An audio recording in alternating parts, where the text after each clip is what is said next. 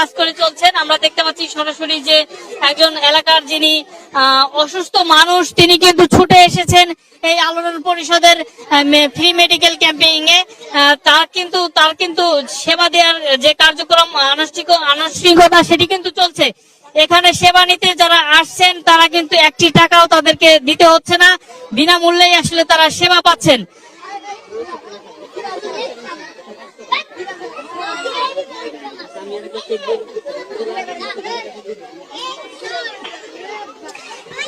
জি, আমরা দেখতে পাচ্ছি যে চিকিৎসকরা কিন্তু চিকিৎসা করছেন এবং স্বেচ্ছাসেবকরা তাদের স্বেচ্ছাসেবী যে কাজগুলো সেগুলো কিন্তু বাস্তবায়ন করছেন।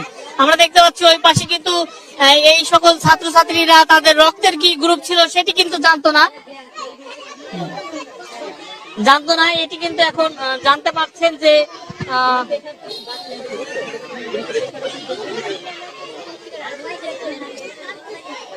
এই অসুস্থ রোগীর কিন্তু প্রেশার ছিল, সে জানতো না, এখন তিনি জেনে গেলেন। এরপরে যে স্বাস্থ্য সেবার যে নির্দেশনা সেটি তিনি পাবেন, এরপরে কিন্তু তার সুস্থ হওয়া শুরু হবে আমরা মনে করি।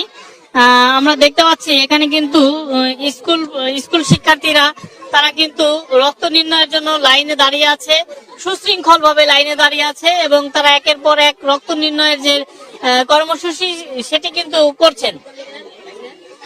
আমরা এখানে যিনি চিকিৎসক রয়েছেন আজকের এই মেডিকেল ক্যাম্পিং এ, আমরা তার সাথে একটু কথা বলার চেষ্টা করব। তিনি যদি রোগী দেখার একটি ব্যস্ত সময় পার করছেন, আমরা তার সাথে কথা বলার চেষ্টা করব।